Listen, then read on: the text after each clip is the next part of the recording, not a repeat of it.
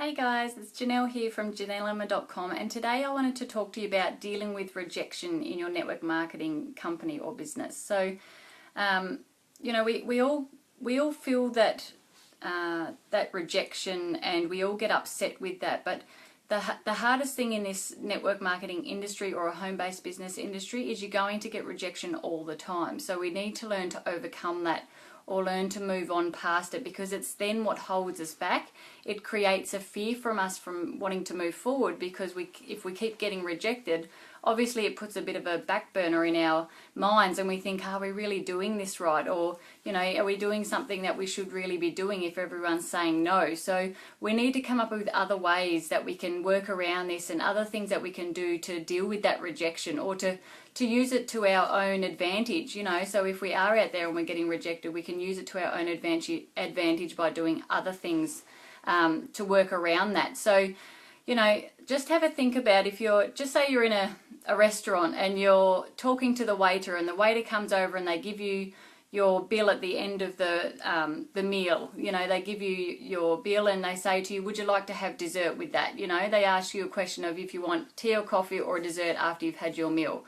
When you say no thank you to them, do they then get really upset and really angry, or do they then turn away and start crying or getting upset, because they've been rejected from you not wanting their dessert?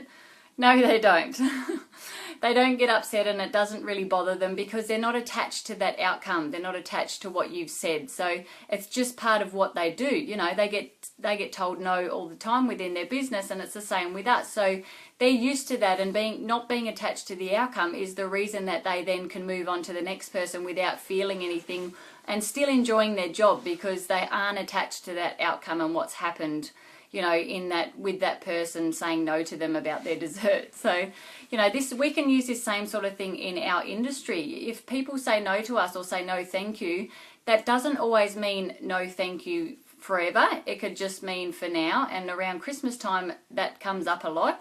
But it can also be, you can just love on them and provide extra information to them over time if they're open to learning that. So, this is where we need to be, instead of going into people and saying, will you look at my opportunity, or are you interested in my products? Why not just ask them if they're open to taking a look at something?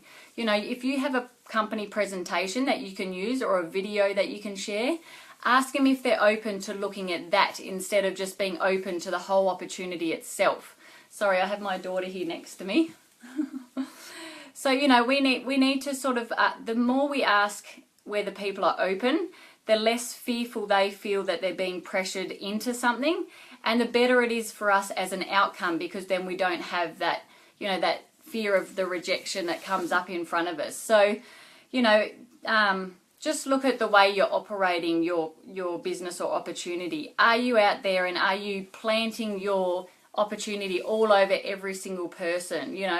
Are you telling them about every single part of the product or every single part of the company, and how you make money and all of that within the first contact of that person? That is obviously the wrong way to go about it, and you're going to get people who really put you down because you've approached them in the wrong way.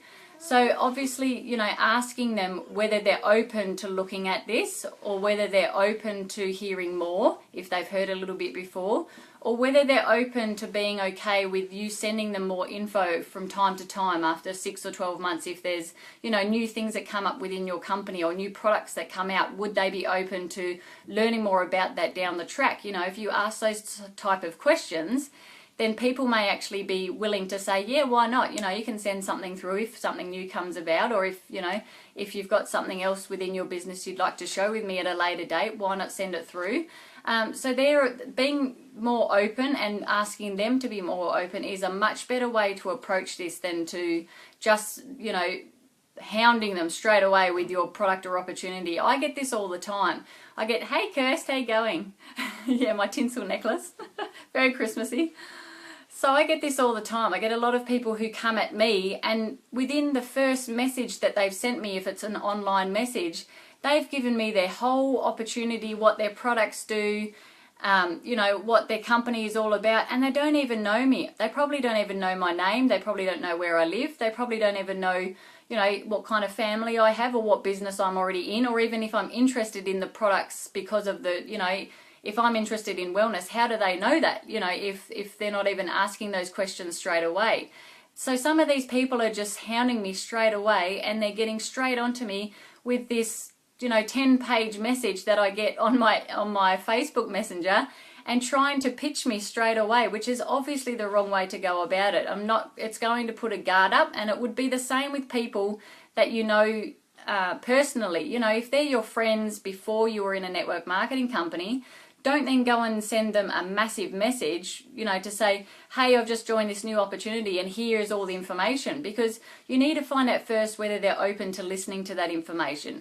And most friends will be, because they want to support you in what you're doing, even if they don't buy from you, but they would love to just support you and hear what it is that you're up to. And it's the same, you can be doing that online. The best way to do this online is to create friendships first. So, you know, reach out to people and make friends first. Ask them about their lives, ask them about their family, ask them what it is that they're interested in away from network marketing, and see if they have any pain or any sort of a thing that you may be able to help with, if your products can help them in any way.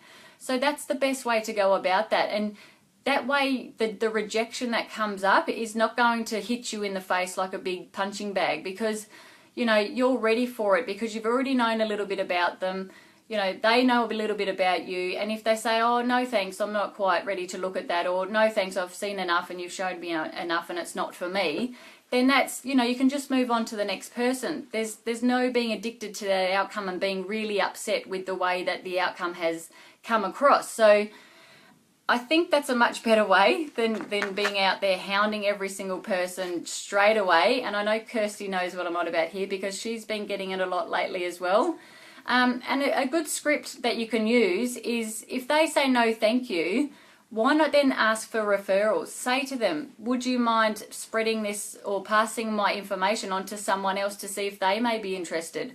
Or you could say, do you know anyone else that's in this sort of area or line of work that would be interested and open to have a look at this?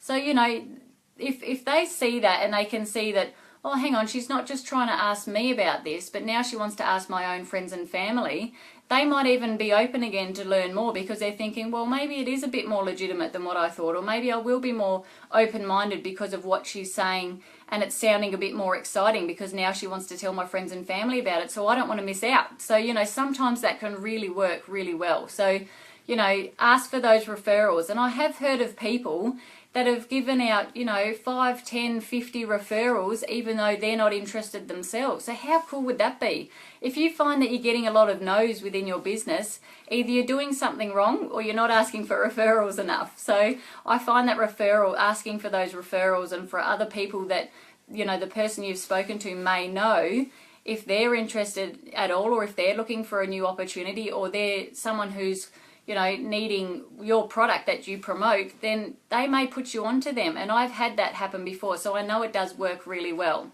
So I hope you got value out of that today. Give me a like or a share or a comment if you did.